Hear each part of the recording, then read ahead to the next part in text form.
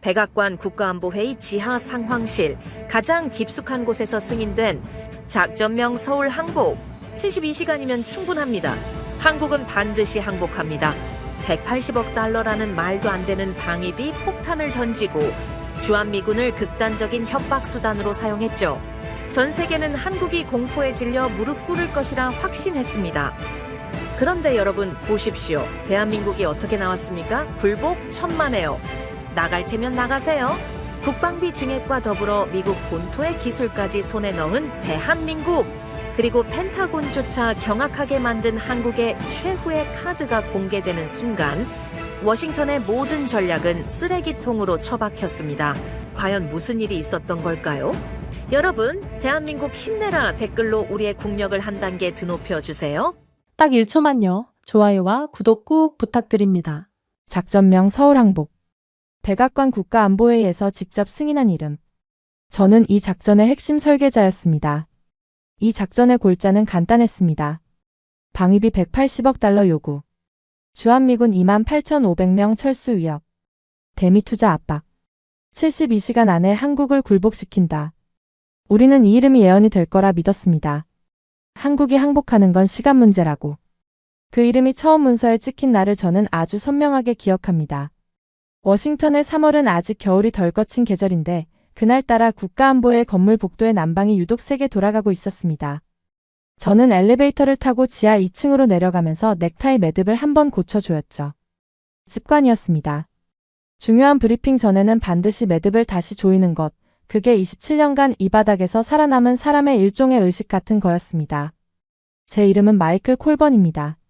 CIA 동아시아 분석관으로 이 세계에 발을 들인 뒤 국무부 한반도 담당과를 거쳐 지금은 백악관 국가안보회 아시아 선임보좌관 자리에 있는 사람이죠. 쉽게 말씀드리면 대통령이 한반도에 관한 결정을 내리기 전에 제 보고서를 먼저 읽죠. 저는 숫자를 믿는 사람입니다. 감이나 직관 같은 건 정보 분석관의 세계에서는 사치에 불과하거든요. 지하 회의실 문을 열자 이미 세 사람이 테이블에 앉아 있었습니다. 그중 가장 안쪽 자리에 앉은 인물이 먼저 눈에 들어왔습니다. 국가안보보좌관 빈센트 로이드였습니다. 60대 초반의 이 사람은 원래 에너지 분야 거물이었는데 텍사스에서 석유와 천연가스로 재산을 불린 뒤 정치판에 뛰어든 케이스였죠. 로이드는 회의실에서도 늘 테이블 가장 깊숙한 자리를 차지했는데 그게 이 사람이 자기 권위를 드러내는 방식이었습니다. 멀리 앉을수록 상대가 먼저 다가와야 하니까요. 로이드 옆에는 국방부 차관보 다이앤 모리슨이 서류를 정리하고 있었고 맞은편에는 합참 전략기획부장 테렌스 밀러 중장이 팔짱을 낀 채 스크린을 응시하고 있었습니다. 콜번, 오늘 브리핑은 30분 안에 끝내야 한다. 보좌관님 일정이 빡빡해.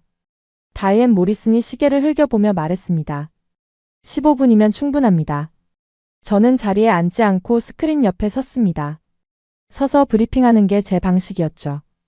앉아서 보고하면 숫자의 무게가 절반으로 줄어드는 느낌이 들었거든요. 첫 번째 슬라이드를 띄웠습니다. 화면 상단에 작전명 서울항복이라는 글씨가 굵은 흰색으로 찍혀 있었고 그 아래 지도 한 장이 펼쳐져 있었습니다. 한반도 전체를 위에서 내려다본 위성사진이었는데 주한미군 기지 6곳에 붉은 점이 찍혀 있었습니다.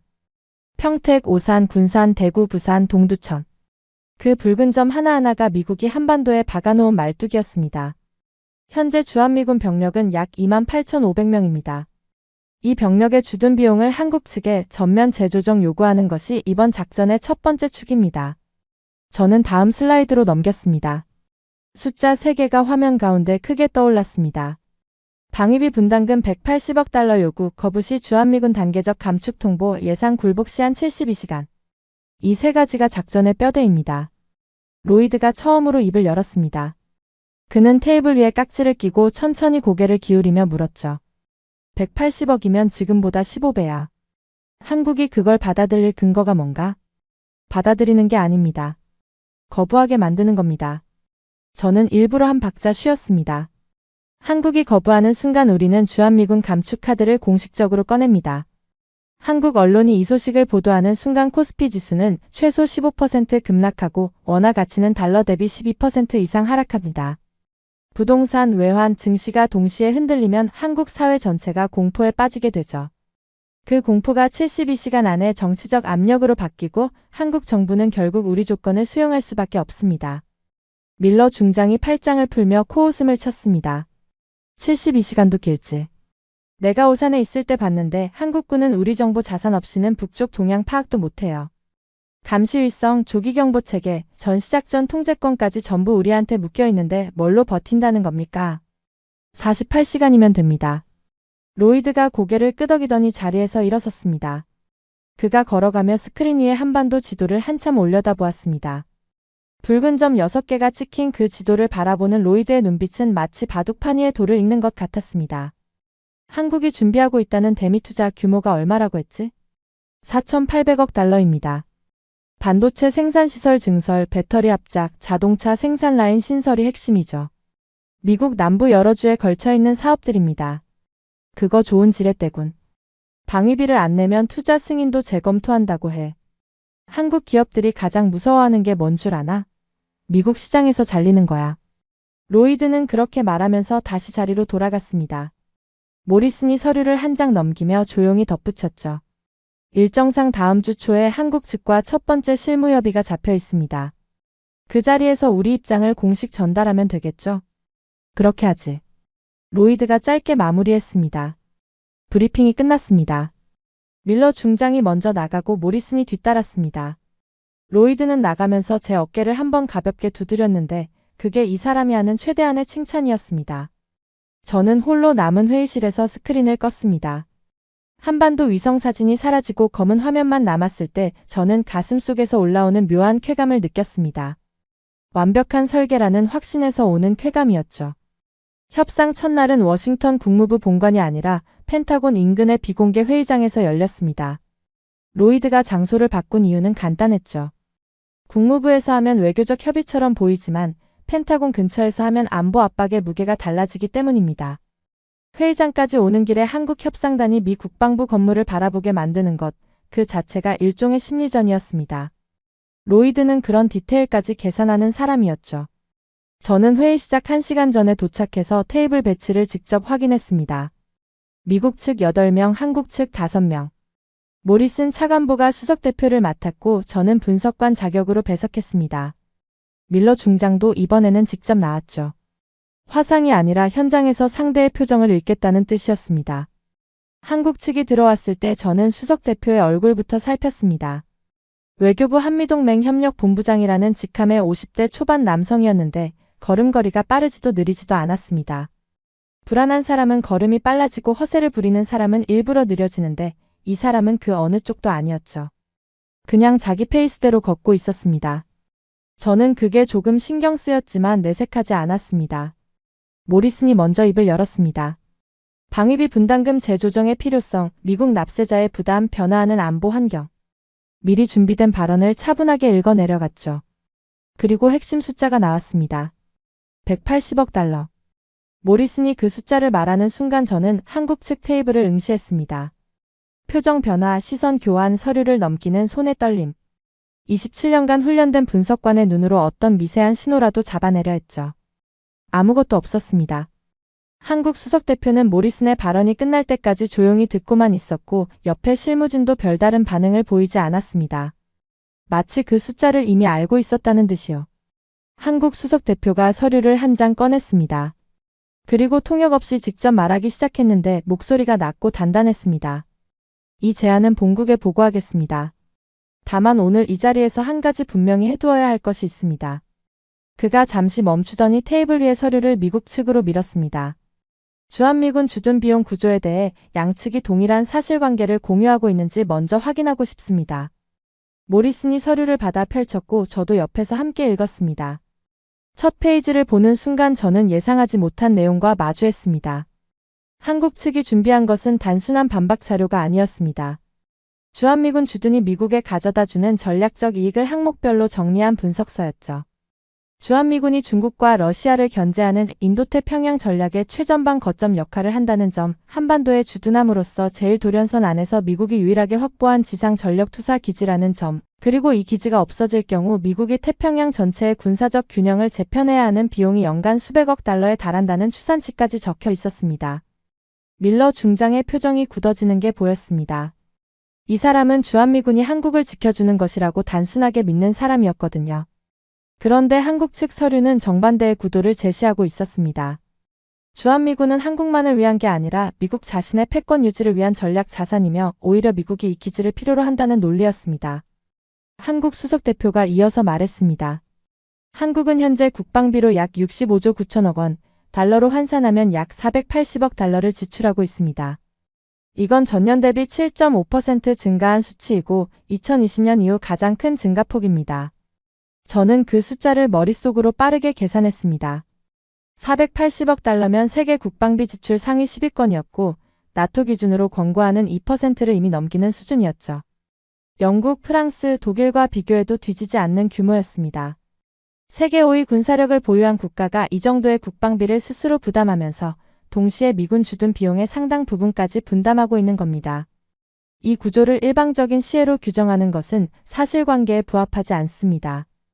회의실에 짧은 침묵이 흘렀습니다. 모리슨이 안경을 벗어 테이블 위에 놓았는데 이 사람이 안경을 벗는 건 당혹스러울 때 나오는 버릇이었습니다. 저는 그걸 알고 있었기에 속으로 긴장했죠. 밀러 중장이 참지 못하고 끼어들었습니다. 국방비 규모가 어떻든 간에 작전 통제권은 우리에게 있습니다. 전시에 한국군을 지휘하는 건 미군이에요. 그게 현실 아닙니까? 한국 수석대표가 밀러 중장을 똑바로 바라보며 대답했습니다. 전시작전 통제권 전환은 이미 합의된 사안이고 우리 대통령께서 임기 내 전환을 공식화하셨습니다. 그리고 한 가지 더 말씀드리자면 우리 대통령의 말을 직접 전하겠습니다. 그가 잠시 숨을 고르더니 정확한 발음으로 인용했습니다. 이런 군사력, 국방력, 국력을 가지고도 외국 군대가 없으면 자주국방이 불가능한 것처럼 생각하는 것은 굴종적 사고입니다. 자주국방은 기본 중의 기본입니다. 회의실 안의 공기가 완전히 달라졌습니다. 밀러 중장의 얼굴이 붉어지는 게 보였고 모리스는 펜을 내려놓은 채 미동도 하지 않았습니다. 저는 그 순간 등줄기로 차가운 것이 흐르는 걸 느꼈습니다.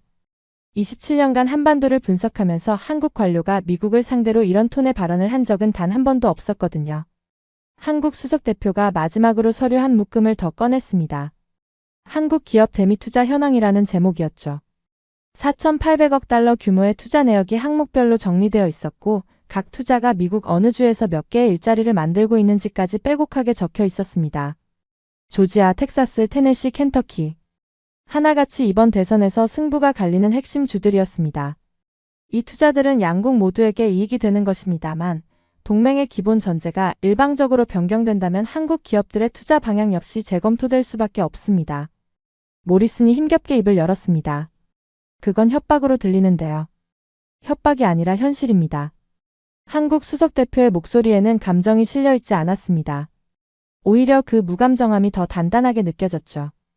회의는 예정된 2시간을 채우지 못하고 1시간 반 만에 끝났습니다. 한국 측이 먼저 일어섰는데 그 모습이 도망가는 게 아니라 할 말을 다 했으니 더 앉아있을 이유가 없다는 태도였습니다. 한국 측이 나간 뒤 밀러 중장이 테이블을 손바닥으로 내리치며 말했습니다. 저게 지금 우리한테 나갈 수 있으면 나가보라는 겁니까? 아무도 대답하지 못했습니다. 저도요. 사무실로 돌아온 저는 한국 측이 남기고 간 서류를 처음부터 끝까지 다시 읽었습니다. 주한미군의 전략적 가치 분석, 한국 국방비 현황, 대미 투자 내역. 3가지 서류 모두 데이터가 정확했고 논리 구조가 치밀했습니다. 이건 며칠 만에 만든 자료가 아니었습니다. 수개월 전부터 어쩌면 그보다 더 전부터 준비해온 것이 분명했죠. 저는 그때 처음으로 이런 생각을 했습니다.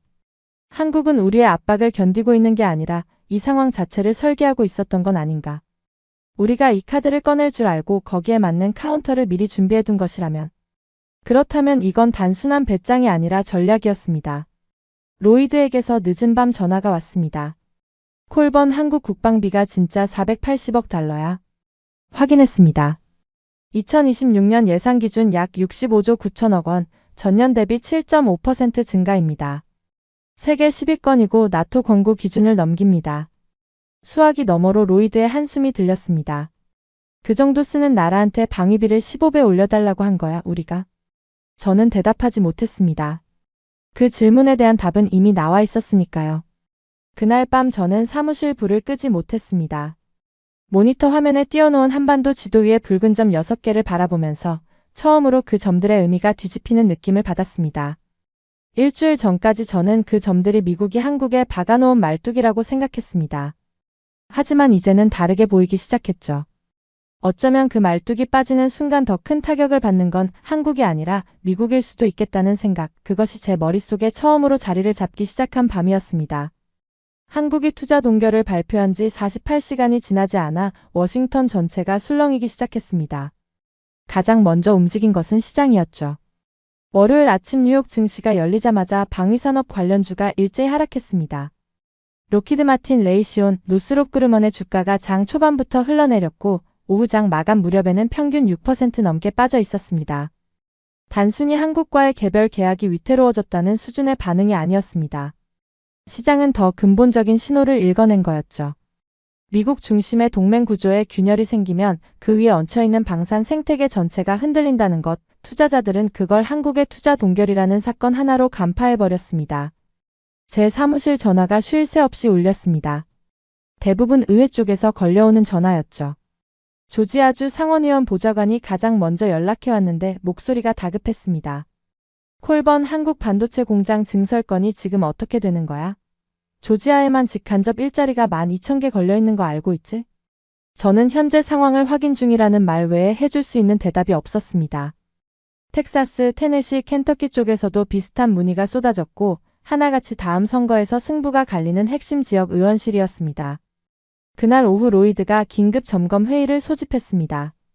장소는 지하 상황실이 아니라 로이드의 집무실이었는데 그 자체가 이례적인 일이었습니다. 이 사람은 자기 공간에 사람을 잘 들이지 않거든요. 그만큼 상황이 급박하게 돌아가고 있다는 뜻이었죠.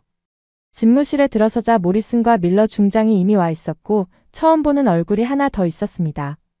백악관 경제자문위원회 소속 수석 분석관 캐서린 웡이었습니다. 40대 후반의 이 여성은 재무부 출신으로 국제 자본 흐름 분석이 전문인 사람이었죠. 상황 정리부터 하자. 캐서린 숫자로 말해줘. 캐서린 웡이 태블릿 화면을 띄우며 말했습니다. 한국 측 투자 동결 대상은 크게 세 갈래입니다.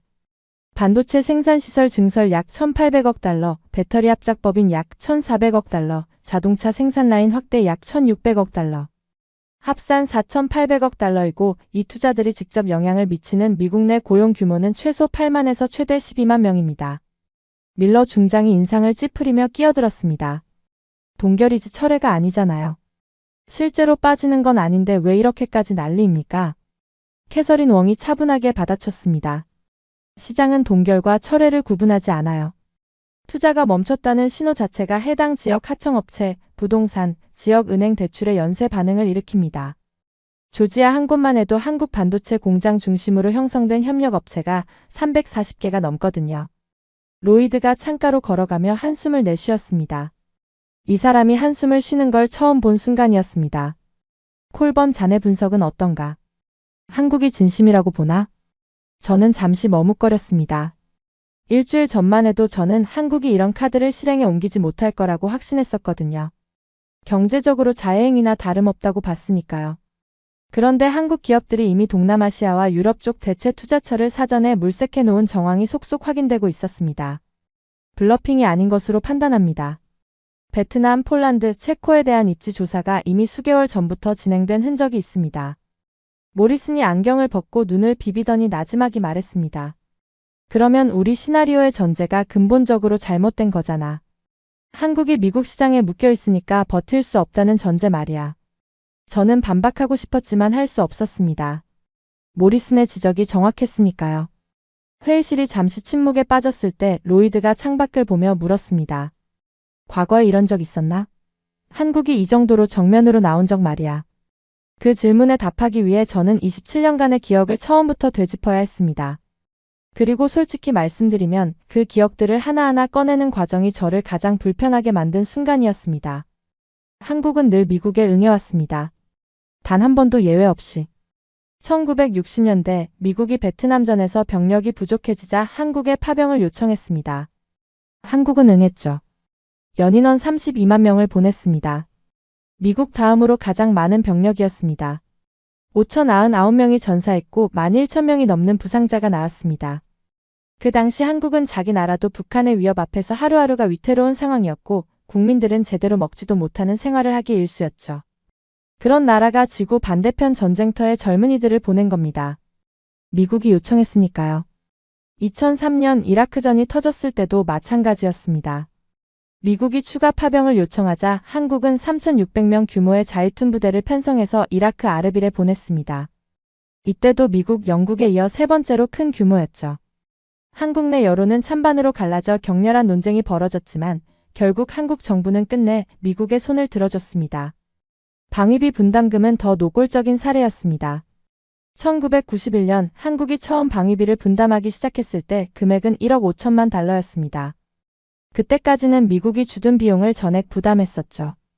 그런데 한번 내기 시작하니까 금액은 매년 올랐습니다. 1995년에 3억 달러, 2000년대 들어선 하나로 5천억 원을 넘었고 2014년에는 9,200억 원까지 올라갔습니다. 2025년에는 약 1조 5천억 원입니다. 34년 만에 10배 가까이 뛴 겁니다. 그리고 이 금액은 미국 동맹국 가운데 국내 총생산 대비 가장 높은 수준이었습니다. 일본보다 높았고 독일은 비교 대상조차 되지 않았죠. 저는 이 숫자들을 누구보다 잘 알고 있었습니다. 제가 직접 분석 보고서에 정리한 데이터였으니까요. 근데 이것들이 당연하다고 생각했어요. 그 숫자들을 한국의 충성도를 증명하는 지표로만 읽었지 한국이 얼마나 많은 것을 참아왔는지를 보여주는 지표로는 한 번도 읽어본 적이 없었습니다. 파병 요청에 32만 명을 보내고 방위비를 34년간 10배로 올려주고 미국의 전쟁에 세 번째로 큰 병력을 보내면서도 한국은 매번 자기 목소리를 낮췄습니다. 미국이 원하는 대로요. 그래서 저는 확신했던 겁니다. 이번에도 같을 거라고. 한국은 결국 양보한다 늘 그래왔으니까.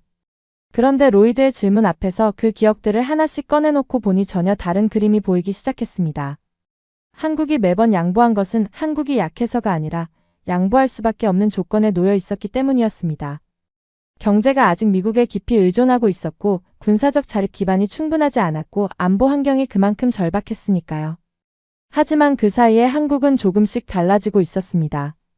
외환위기를 겪으면서 경제 체질이 바뀌었고 반도체와 배터리와 자동차가 세계 공급망의 핵심에 자리 잡았고 국방비는 65조 9천억 원까지 올라 세계 10위권에 들어섰습니다. 제가 한국의 과거만 보고 있는 동안 한국은 이미 다른 나라가 되어 있었던 겁니다. 없었습니다. 저는 로이드의 질문에 솔직하게 답했습니다. 한국이 이 정도 수위로 정면 대응한 적은 제가 기억하는 한 단 한 번도 없었습니다. 로이드가 천천히 돌아섰습니다. 그의 눈에 스친 감정을 저는 그때 정확히 읽지 못했는데 지금 돌이켜보면 그것은 불안이었습니다.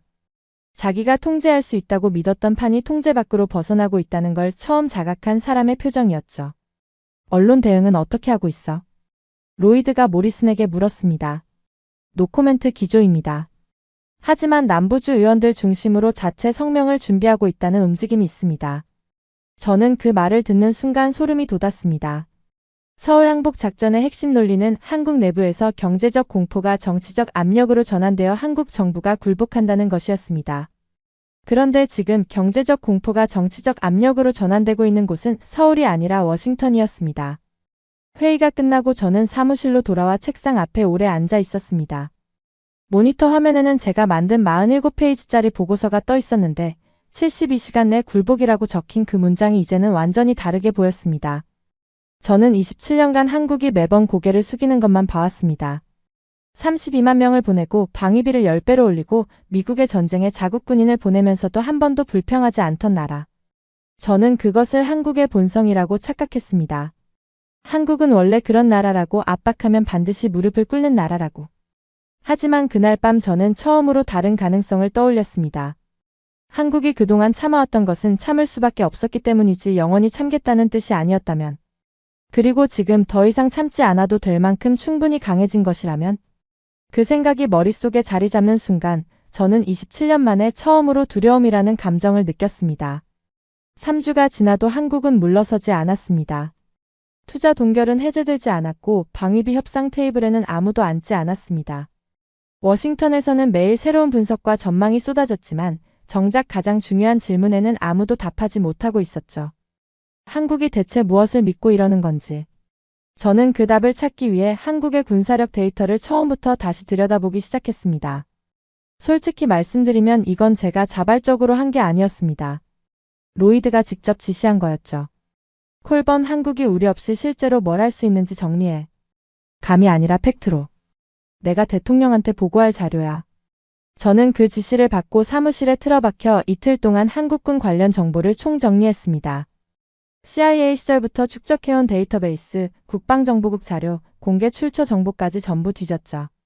그리고 그 과정에서 저는 제가 27년간 한반도를 분석하면서 정작 가장 중요한 변화를 놓치고 있었다는 사실과 마주했습니다. 가장 먼저 제 눈을 사로잡은 것은 425 사업이었습니다. 한국이 독자적으로 추진한 군사 정찰 위성 체계였는데 2023년 첫 위성을 발사한 이후 2025년 11월에 마지막 5번째 위성까지 궤도에 올렸습니다. 합성 개구레이다 위성 4기와 광학 위성 1기로 구성된 이 체계가 완성되면서 한국은 주야간 및 악천후 상황에서도 한반도와 주변 지역을 독자적으로 감시할 수 있는 능력을 갖추게 된 겁니다. 주요 부품의 국산화율이 70%에 달했고 본체와 광학 탑재체 운영 시스템은 100% 한국 기술로 설계되고 조립되었습니다. 제가 왜 이것에 충격을 받았냐면 불과 몇 년 전까지만 해도 한국군의 대북 감시 능력은 거의 전적으로 미국의 정보 자산에 의존하고 있었기 때문입니다. 밀러 중장이 협상 자리에서 했던 말이 떠올랐죠. 우리가 버튼 눌러주지 않으면 미사일 하나 못 쏘는 친구들이라고 말입니다. 하지만 이제 한국은 자기 눈으로 적을 보고 자기 판단으로 대응할 수 있는 시스템을 갖추고 있었습니다. 밀러 중장의 그 말은 이미 과거의 것이 되어버린 겁니다. 위성만이 아니었습니다. 저는 한국의 미사일 전력을 다시 검토하다가 현무 시리즈에서 또 한 번 멈춰야 했습니다. 현무5라고 불리는 지대지 탄도미사일은 탄두 중량이 최대 8톤에서 9톤에 달하는 괴물이었습니다. 세계 어디에도 재래식 탄두로 이 정도 중량을 실어 나르는 탄도미사일은 없었죠. 탄두를 줄이면 사거리가 5,000km 이상까지 늘어나는데 이건 중거리 탄도미사일 수준이었습니다. 그리고 이 미사일이 2026년 초에 실전 부대에 배치되기 시작했다는 정보가 확인되었습니다. 저는 모니터 앞에서 잠시 손을 멈추고 생각했습니다. 한국은 언제 이걸 다 만든 겁니까? 저는 27년간 한반도를 분석하면서 한국의 무기 개발 동향을 꾸준히 추적해왔다고 자부했습니다. 하지만 제가 추적한 것은 개별 프로젝트의 진행 상황이었지 그것들이 모여서 만들어내는 전체 그림은 제대로 보지 못했던 겁니다. KF-21 보람에도 마찬가지였습니다. 한국이 독자 개발한 4.5세대 전투기인데 총 7조 4,800억 원을 투입해서 만들었고 양산 1차분 20대가 2026년까지 완성을 목표로 진행되고 있었습니다. 최고속도 마하 1.8 항속거리 2,900km. 한국이 자체 설계하고 자체 조립한 전투기가 하늘을 날고 있다는 사실 자체가 불과 10수년 전만 해도 상상하기 어려운 일이었습니다. 그런데 제가 정말 충격을 받은 것은 개별 무기체계가 아니라 한국 방위산업의 전체 규모였습니다. 보고서를 정리하면서 숫자들을 나란히 놓고 보니 그제야 윤곽이 잡히기 시작했거든요. K2 전차, K9 자주포, 천궁지대공 미사일, KF-21 전투기 현무 탄도미사일, 독자 정찰 위성체계. 이것들은 하나하나가 세계 시장에서 경쟁력을 인정받은 무기들이었고 그 뒤에는 국산화율 80%를 넘나드는 방산 공급망이 있었습니다. 미국이나 유럽 부품에 기대지 않고 자체적으로 핵심 기술을 확보한 체계들이 줄줄이 나오고 있었다는 뜻이죠. 수출 실적은 더 놀라웠습니다. 2021년에 70억 달러 수준이었던 한국의 방산 수출은 2022년에 170억 달러를 돌파했고 2025년에는 154억 달러를 기록했습니다. 폴란드와의 K2 전차 계약 누적액만 약 13조 원 규모였고 천궁 미사일은 아랍에미리트, 사우디아라비아까지 뻗어 있었습니다. K9 자주포는 세계 자주포 시장 점유율 50%를 넘긴 상태였죠. 한국은 더 이상 무기를 사오는 나라가 아니라 무기를 파는 나라가 되어 있었습니다. 저는 정리된 숫자들을 들고 로이드를 찾아갔습니다. 로이드는 집무실 소파에 앉아 서류를 읽고 있었는데 제가 내민 보고서를 받아들더니 첫 페이지부터 천천히 넘기기 시작했습니다. 표정 변화가 없는 사람이었지만 두 번째 페이지에서 한 번, 5번째 페이지에서 한 번 눈이 멈추는 걸 저는 놓치지 않았습니다. 이 위성체계 확인된 건가? 네. 5번째 위성이 지난해 11월에 궤도 안착했습니다. 한국군은 이제 미국 정보 자산 없이도 독자적인 감시 정찰이 가능합니다. 로이드가 서류를 한 장 더 넘겼습니다. 이 탄도미사일은 현무5입니다. 탄두 중량 최대 9톤, 사거리 탄두 구성에 따라 최대 5,000km 이상. 올해 초 작전 부대 배치가 시작된 것으로 확인됩니다. 로이드가 서류를 소파 위에 내려놓으며 천장을 올려다봤습니다. 한참을 그러고 있다가 낮은 목소리로 말했죠. 콜번, 우리가 이걸 다 알고 있었나? 저는 잠시 망설인 뒤 솔직하게 대답했습니다. 개별 항목은 알고 있었습니다. 위성 발사 일정도, 미사일 개발 진행 상황도, 전투기 양산 계획도 전부 보고된 적이 있었죠. 하지만 이것들을 하나의 그림으로 종합해서 한국의 군사적 자립 수준이 어디까지 와 있는지를 평가한 적은 없었습니다. 왜? 그 한 글자짜리 질문이 저를 가장 아프게 찔렀습니다. 왜? 저는 그 답을 알고 있었습니다. 한국은 미국 없이는 안 된다는 전제가 너무 확고했기 때문에 그 전제를 뒤집는 데이터가 나와도 예외 항목으로 처리하고 넘겼던 겁니다. 위성 하나 올렸다고 달라질 건 없다. 미사일 하나 만들었다고 전략 균형이 바뀌는 건 아니다. 그렇게 하나씩 깎아내리면서 제 확신을 지켜온 거였죠. 하지만 그 하나하나가 모이니 전혀 다른 나라가 되어 있었습니다. 독자 위성으로 하늘을 보고 자체 개발 미사일로 타격하고 국산 전투기로 영공을 지키고 그 무기들을 세계 시장에 수출하는 나라. 미국의 허락 없이도 자기 하늘과 자기 땅을 지킬 수 있는 나라. 우리가 보려 하지 않았기 때문입니다. 저는 그렇게 대답했고 로이드는 아무 말 없이 고개를 끄덕였습니다. 그날 저녁 밀러 중장이 제 사무실로 찾아왔습니다. 평소와 달리 표정이 굳어 있었는데 그도 같은 보고서를 읽은 모양이었습니다. 콜번, 이 K방산 수출 숫자가 맞아? 맞습니다. K9 자주포가 세계 시장 절반을 먹었다고? 점유율 50% 이상입니다. 폴란드, 중동, 동남아시아까지 확대되고 있죠. 밀러 중장이 창밖을 보며 한참 서 있다가 나지막이 말했습니다. 내가 오산에 있을 때 한국군 장교들이 매일 미군 고문관 앞에서 브리핑하는 걸 봤어. 그때는 진짜로 우리 없으면 아무것도 못하는 것 같았거든. 저는 대답하지 않았습니다. 밀러 중장이 본 것은 2000년대 초반의 한국군이었고 지금은 2026년이었으니까요. 20년이면 사람도 바뀌는데 나라가 바뀌지 말라는 법이 어디 있겠습니까? 밀러 중장이 나간 뒤 저는 보고서의 마지막 장을 다시 펼쳤습니다. 거기에는 제가 직접 적어넣은 한 문장이 있었습니다.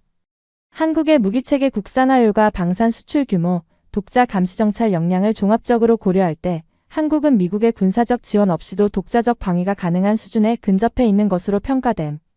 그 문장을 적을 때 제 손이 미세하게 떨렸던 걸 기억합니다.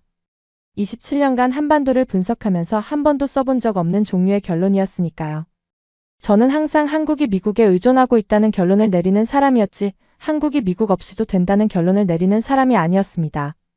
하지만 숫자가 그렇게 말하고 있었고 저는 숫자를 믿는 사람이었습니다. 다만 이번에는 그 숫자가 제가 원하는 방향을 가리키고 있지 않았을 뿐이죠. 한국과의 갈등이 드러나자 그 파장은 워싱턴과 서울 사이에만 머물지 않았습니다. 세계가 지켜보고 있었거든요. 중동 전쟁으로 미국의 외교와 방산 능력이 믿음을 잃어가던 그때 가장 먼저 움직인 것은 유럽이었죠. 폴란드 국방부가 한국과의 방산 계약 이행 가속화를 공식 발표했는데 시점이 절묘했습니다.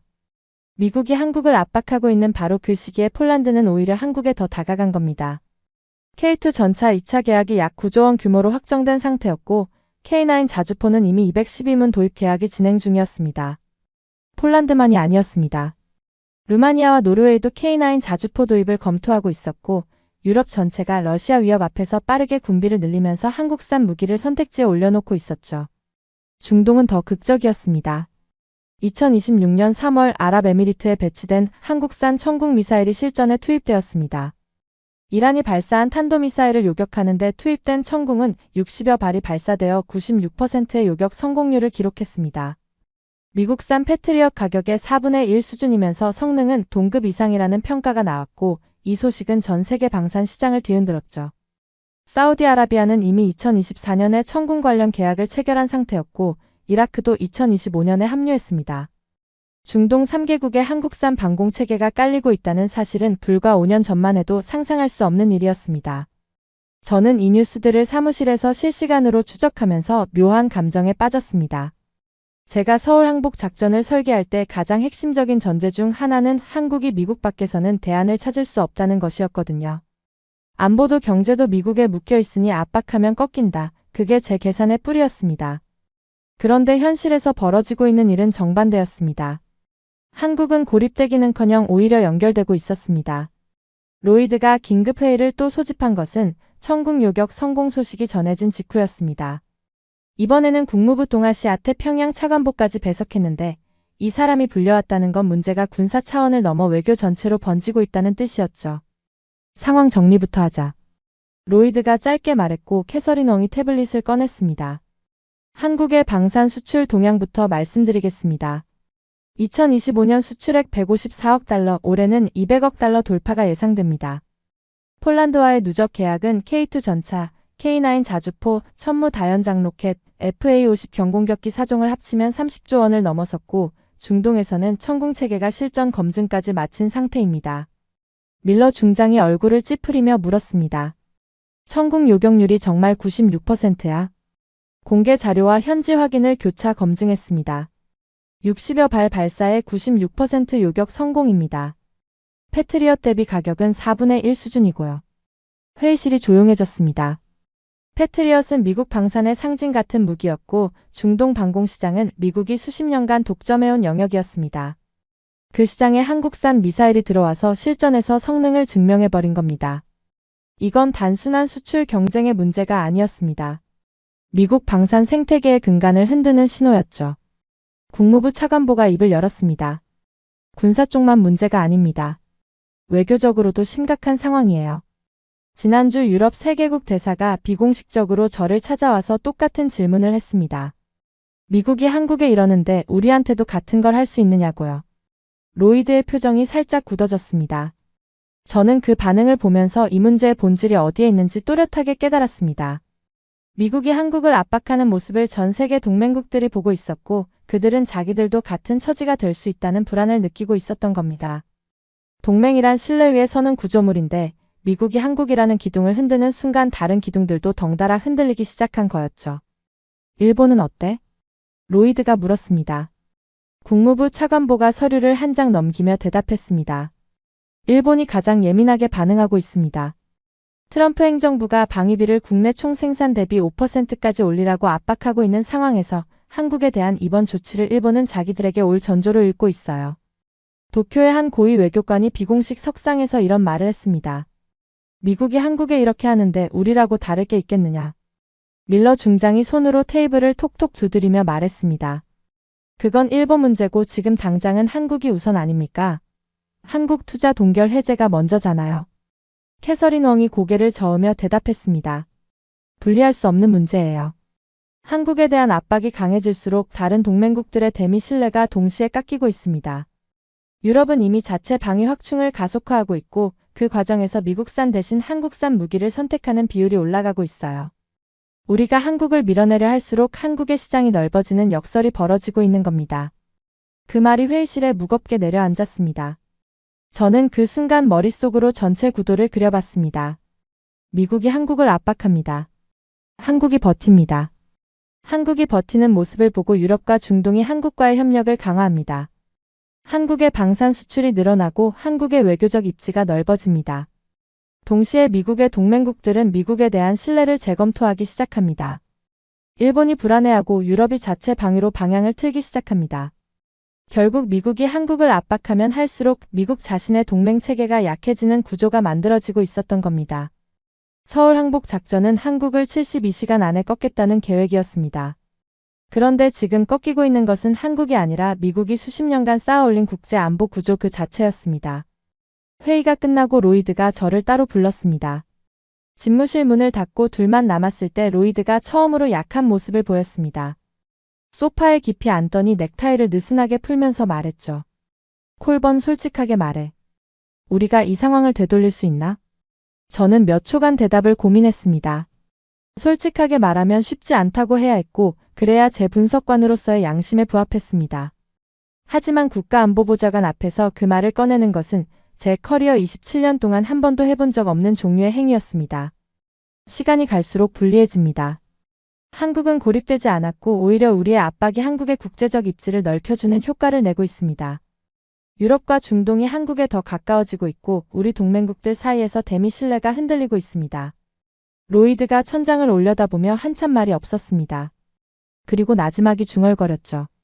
내가 텍사스에서 사업할 때 가장 무서운 상대가 어떤 놈인지 아나? 모르겠습니다. 협상 테이블에서 일어나도 되는 놈이야. 다른 데 갈 곳이 있는 놈. 그런 상대한테는 압박이 안 먹혀. 저는 그 말을 듣고 아무 대답도 하지 못했습니다. 로이드가 방금 한 말은 정확히 지금 한국의 상황을 묘사하고 있었으니까요. 한국에게는 다른 곳이 있었습니다. 유럽이 있었고 중동이 있었고 동남아시아가 있었습니다. 미국이 문을 닫으면 다른 문이 열리는 구조가 이미 만들어져 있었던 겁니다. 그날 밤 저는 사무실에서 한국의 방산 수출 지도를 펼쳐놓고 오래 바라봤습니다.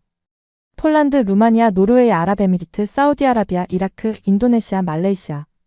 한국산 무기가 뻗어나간 경로를 선으로 연결하면 미국을 감싸는 반원이 그려졌습니다.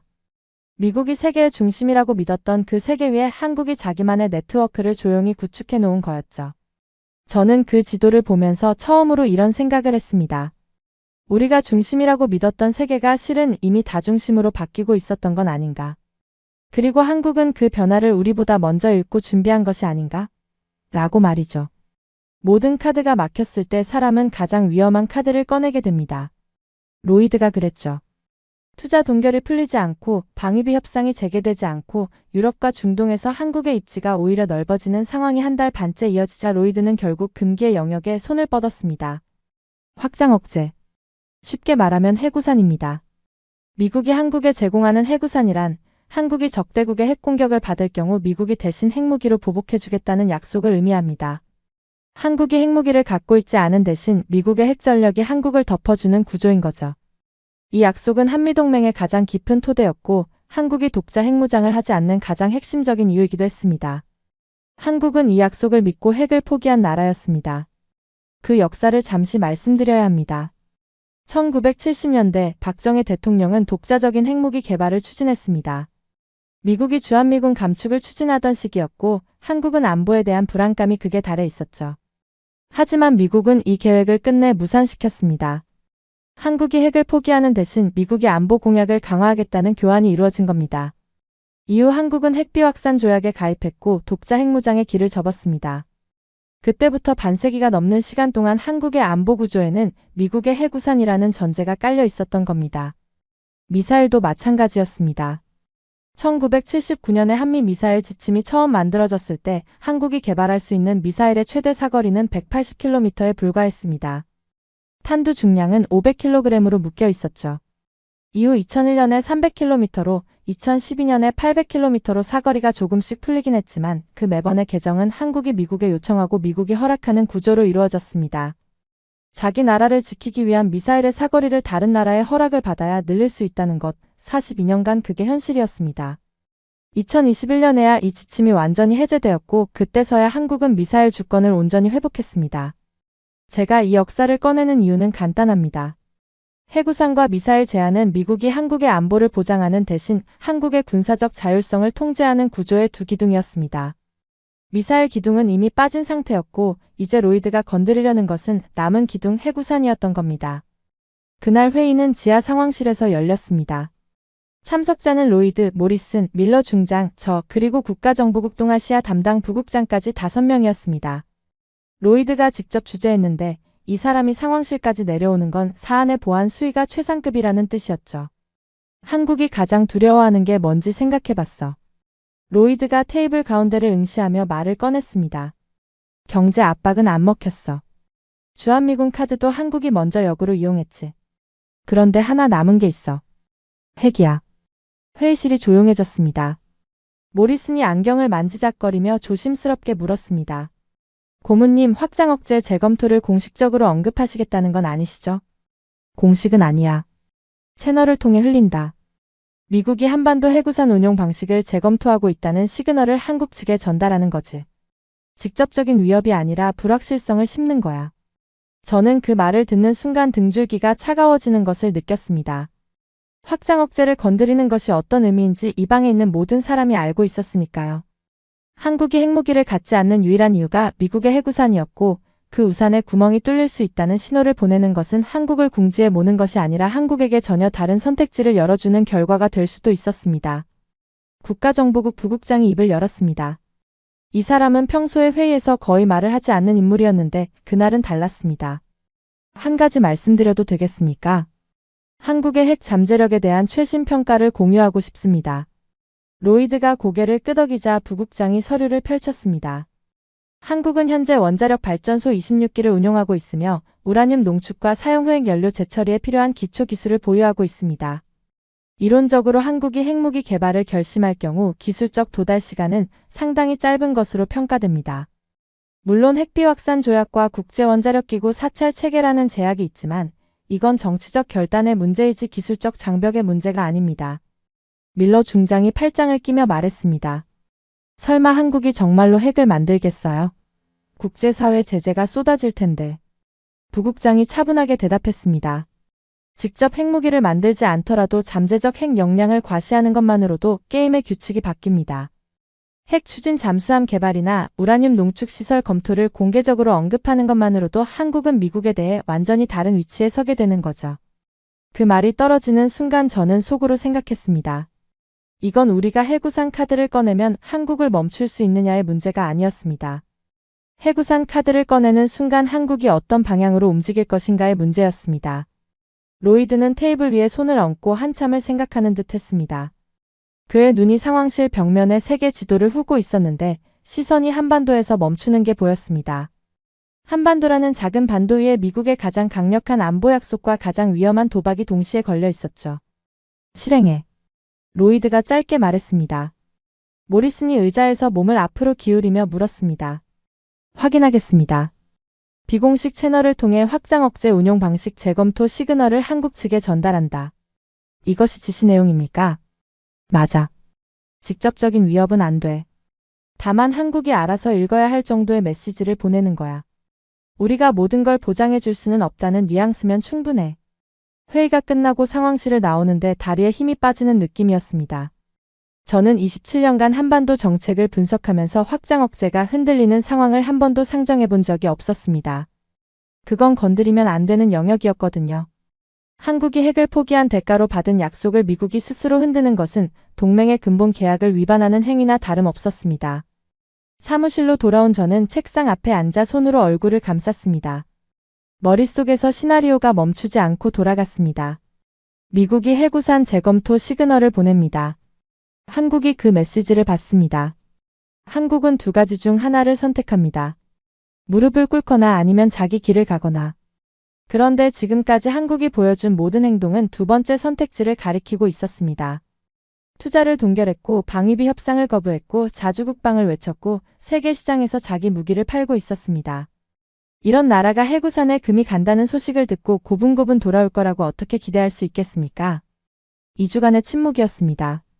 미국이 비공식 채널을 통해 확장 억제 재검토 시그널을 흘린 뒤 한국은 아무런 반응을 보이지 않았습니다. 항의도 문의도 협상 재개 요청도 없었습니다. 그냥 조용했습니다. 저는 그 침묵이 불안했습니다. 한국이 충격을 받고 내부적으로 혼란에 빠진 것일 수도 있었지만 지난 2달간 한국이 보여준 패턴을 떠올리면 다른 가능성도 배제할 수 없었거든요. 한국은 충격을 받으면 조용해지는 게 아니라 조용히 준비하고 있을 때 침묵했습니다.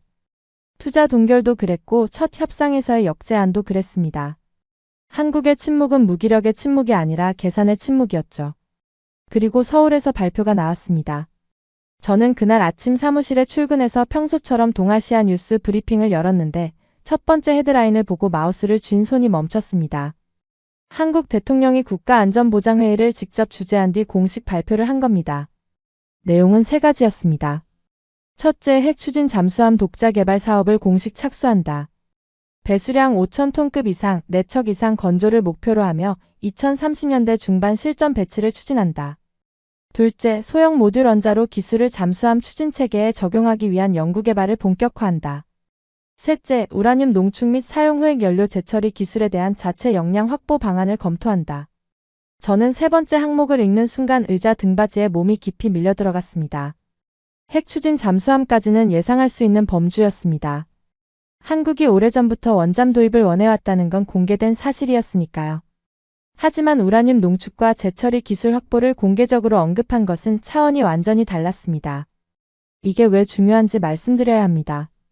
우라늄 농축은 원자력 발전에도 쓰이지만 농축도를 높이면 핵무기의 원료가 됩니다.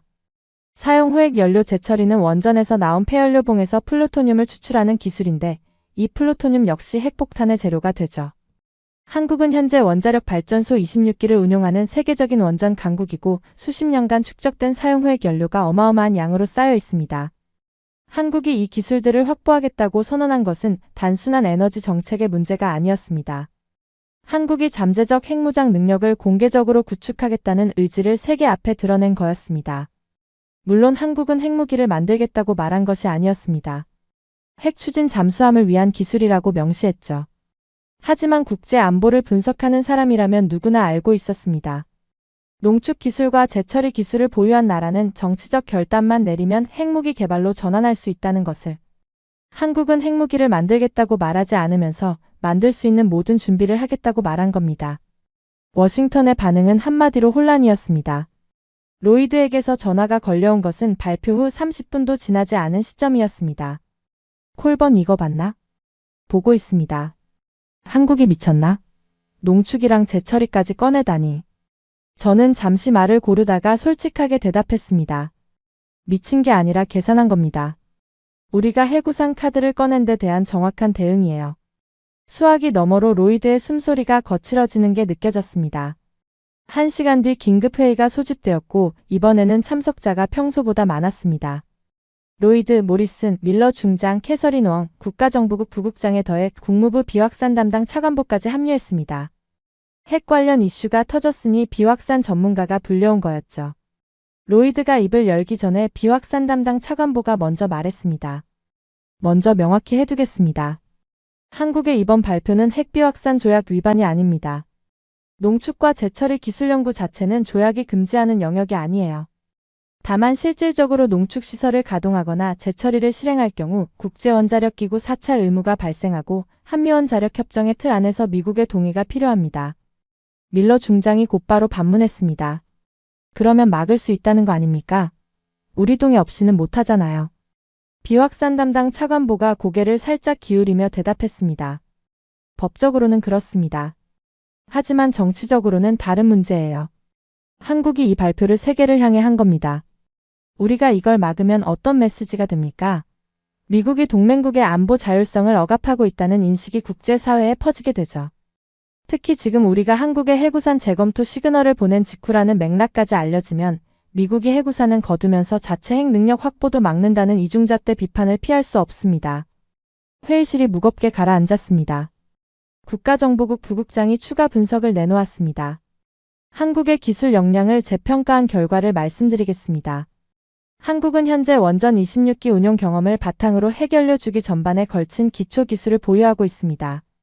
소형 모듈 원자로 분야에서는 독자 설계 역량을 갖추고 있고 2028년 표준 설계인가를 목표로 개발을 진행 중입니다. 잠수함 건조 능력은 이미 세계 상위권이며 장보고 3급 잠수함의 선체 설계를 핵 추진으로 전환하는 것이 기술적으로 가능한 것으로 평가됩니다. 밀러 중장이 의자를 밀치며 일어섰습니다. 그래서 결론이 뭡니까? 한국이 핵무기를 만들 수 있다는 겁니까? 부국장이 담담하게 대답했습니다. 핵무기를 만들겠다고 한 것은 아닙니다. 하지만 만들 수 있는 문턱까지 가겠다고 한 겁니다. 그리고 솔직히 말씀드리면 그 문턱에 서는 것만으로도 한국의 전략적 위치는 지금과 완전히 달라집니다. 로이드가 테이블 위에 손을 내려놓으며 말했습니다. 우리가 의도한 건 이게 아니었어. 저는 그 말을 듣고 고개를 숙였습니다. 맞았습니다. 우리가 의도한 것은 한국을 겁주는 것이었지 한국을 이 방향으로 밀어넣는 것이 아니었습니다. 해구산 카드를 꺼내면 한국이 두려워서 협상 테이블로 돌아올 거라고 계산했는데 한국은 두려워하는 대신 자기 길을 선택한 겁니다. 허락을 구하는 나라가 아니라 스스로 결정하는 나라로서의 길을요. 회의가 끝난 뒤 저는 복도에서 모리슨과 마주쳤습니다. 모리슨은 안경을 벗어 손에 든 채 벽에 기대서 있었는데 평소의 단정한 모습과는 거리가 먼 표정이었습니다. 콜번, 우리가 이 상황을 만든 거야? 네, 우리가 만들었습니다. 모리슨이 한참 말이 없다가 나지막이 말했습니다. 한국이라는 나라 참 독특해. 압박하면 할수록 더 강해지는 것 같아. 저는 그 말에 대답하지 않았지만 속으로는 동의하고 있었습니다. 한국은 1970년대에 미국의 압력으로 핵을 포기한 나라였습니다. 하지만 그 포기는 자발적인 것이 아니라 조건부였습니다. 미국이 안보를 보장해주겠다는 약속의 대가였죠. 그런데 미국이 그 약속을 흔드는 시그널을 보내는 순간 한국은 반세기 전에 접어놓은 그 선택지를 다시 펼쳐든 겁니다. 그날 저녁 저는 사무실 불을 끄고 어둠 속에 앉아 있었습니다. 모니터 화면도 꺼놓은 채 한참을 생각했죠. 제 머릿속에서는 한 가지 문장이 계속 맴돌고 있었습니다. 한국은 더 이상 보호받는 나라가 아니었습니다. 한국은 스스로 서겠다고 세계 앞에서 말하고 있었습니다. 작전명 서울 항복이 백악관 안보회의실에서 처음 승인된 날, 저는 제 사무실 책상에서 그날 받았던 47쪽짜리 최초 브리핑 자료를 다시 들여다보고 있었습니다. 180억 달러 28,500명 72시간. 몇 달 전 저는 이 세 개의 숫자가 한국을 무릎 꿇릴 것이라고 확신했습니다. 그런데 지금 제 앞에는 전혀 다른 숫자들이 놓여 있었죠. 한국의 2026년 국방예산 65조 9천억 원, 전년 대비 7.5% 증가, 세계 군사력 순위 5위, 비핵 보유국으로서는 유일하게 상위 5자리 안에 들어간 나라, 방산 수출 154억 달러로 세계 정상급 무기 수출국 반열에 오른 나라. 저는 숫자를 다루는 사람이었습니다. 27년간 한반도의 모든 데이터를 분석하고 그 데이터를 근거로 정책을 설계해 왔으니까요. 그러나 이번만큼은 숫자가 저를 배신한 것이 아니라 제가 숫자 뒤에 숨어있는 의지를 읽지 못한 것이었습니다. 로이드는 다음날 아침 긴급보고를 요청했고 저는 백악관 지하 회의실로 내려갔습니다. 모리슨 차관보, 밀러 중장, 캐서린 웡 경제보좌관, 그리고 국무부 인도태평양 담당 부차관보까지 5달 전과 같은 자리에 같은 얼굴들이 앉아 있었지만 분위기는 완전히 달라져 있었습니다. 콜번, 현재 상황을 정리해 줄 수 있나? 로이드의 목소리는 그 전처럼 권위적이지 않았어요. 저는 첫 슬라이드를 띄웠습니다. 첫째, 한국은 방위비 180억 달러 요구를 공식적으로 거부한 뒤 자체 국방비를 65조 9천억 원으로 증액했습니다. 이는 미국이 요구한 금액의 상당 부분을 자국 방위에 직접 투입하겠다는 선언과 다름없습니다. 둘째, 한국 기업의 대미 투자 4,800억 달러 규모가 현재 전면 재검토 상태에 들어갔고 조지아주 반도체 공장과 텍사스 배터리 합장 라인은 착공이 무기한 연기됐습니다. 남부 6개 주의 주지사가 공동 서한을 백악관에 보냈는데 내용은 간단했죠. 한국과의 관계를 정상화하라는 요구였습니다. 밀러 중장이 끼어들었습니다. 투자 동결은 협상 전술이잖아. 실제로 철수하진 않을 거야. 캐서린 웡이 고개를 저었습니다. 중장님, 한국 기업 3곳이 이미 동남아와 유럽의 대체 생산기지를 확보했습니다. 삼성은 폴란드의 반도체 후공정 라인 부지를 계약했고 현대는 체코 배터리 공장 투자를 발표했어요. 블러핑이 아닙니다. 저는 3번째 슬라이드로 넘겼습니다. 셋째, 한국 대통령은 전시작전 통제권 회복을 임기 내 완수하겠다고 선언했고 2028년을 목표 연도로 제시했습니다. 외국 군대 없이는 자주국방이 불가능하다는 것은 굴종적 사고라는 발언이 한국 국내에서 90% 이상의 지지를 받았습니다. 로이드는 한동안 아무 말 없이 테이블 위를 응시했습니다. 넷째, 한국은 핵추진 잠수함 건조를 공식화했고 농축과 재처리 기술 확보를 국가 전략으로 격상시켰습니다. 이는 미국의 해구산 재검토 신호에 대한 직접적 응답입니다. 다섯째, 한국 방산 수출은 폴란드 K2 전차 2차 계약 8조 8천억 원, 천국 미사일 중동 전역 실전 검증을 통해 세계 시장에서 미국 무기체계의 대안으로 자리를 잡았습니다. 유럽과 중동, 동남아시아에서 한국제 무기를 구매한 국가들이 늘어나고 있으며 이것은 우리의 동맹 네트워크를 대체하는 새로운 안보 연결망이 되고 있습니다. 방안이 조용해졌습니다. 저는 슬라이드를 끄고 자리에서 일어났습니다. 고문님, 솔직하게 말씀드리겠습니다. 서울 항복 작전은 실패했습니다. 우리는 한국이 경제적 공포 앞에서 72시간 안에 무릎을 꿇을 것이라고 예측했지만 한국은 오히려 그 72시간을 자국 방위 재설계의 기회로 전환시켰습니다. 우리가 주한미군 감축을 위협하자 한국은 그 구조가 미국 자신의 전략적 이익을 위한 것임을 세계에 공개했고 태평양 전략에 6,200억 달러 규모의 공백이 생길 수 있다는 사실을 우리 스스로 증명하게 만들었습니다. 우리가 해구산을 흔들자 한국은 핵추진 잠수함과 농축 기술로 응답했습니다. 제가 27년 동안 한반도를 분석하면서 한 가지 놓친 것이 있습니다. 로이드가 물었습니다. 뭔데? 한국인의 저력입니다. 한국은 1950년 전쟁의 폐허 위에서 세계 12위 경제 대국을 세운 나라입니다. 반도체 메모리 시장의 70% 이상을 장악하고 세계 5위 군사력을 갖추고 한류라는 문화 파급력으로 37조 원이 넘는 경제 효과를 만들어내는 나라입니다. 이 나라에 72시간이라는 시한을 주고 항복을 요구한 것 자체가 오판이었습니다. 밀러 중장이 조용히 말했습니다. 그래서 지금 우리가 뭘 해야 하는 건가? 저는 마지막 자료를 테이블 위에 내려놓았습니다. 한미동맹을 재정립해야 합니다. 더 이상 보호자와 피보호자의 관계가 아니라 대등한 전략적 동반자로서 새로운 틀을 만들어야 합니다. 2026년 미국 국방전략서도 이미 동맹국의 자율적 방위 역할 강화를 명시하고 있습니다. 한국은 이미 그 방향으로 움직이고 있고 우리가 이 흐름을 거스르면 태평양에서 가장 강력한 동맹을 잃게 됩니다. 로이드는 오랫동안 창문 밖을 바라보다가 천천히 입을 열었습니다. 콜번, 자네가 처음부터 이 보고서를 썼어야 했어. 저는 대답하지 않았습니다. 회의가 끝나고 복도를 걸으며 저는 5달 전 첫 브리핑 때 한국 협상단의 눈빛을 떠올렸습니다. 그때 그들의 표정에는 두려움이 없었습니다. 저는 그것을 오만함이라고 해석했지만 지금 돌이켜보면 그것은 준비된 자의 확신이었습니다. 한국이라는 나라는 압박에 굴복하지 않았습니다. 오히려 압박을 도약의 발판으로 삼는 나라였습니다. 27년간 숫자만 들여다본 저는 그 사실을 너무 늦게 깨달았고 그 대가는 작전명 서울 항복의 완전한 실패로 돌아왔습니다. 여러분, 오늘의 이야기 어떠셨나요? 27년간 한반도를 분석한 미국 최고의 전략가가 내린 결론은 단 한 줄이었습니다. 한국을 과소평가한 것은 상상력의 실패였다. 전쟁의 잿더미 위에서 세계 12위 경제 대국을 일으켜 세운 나라, 반도체와 방산으로 강대국의 판도를 뒤흔든 나라, 72시간 안에 무릎 꿇을 거라는 예측을 스스로의 힘으로 뒤집어버린 나라. 그 나라가 바로 대한민국입니다. 우리는 한 번도 쉬운 길을 걸어온 적이 없었지만 단 한 번도 멈춘 적이 없었습니다.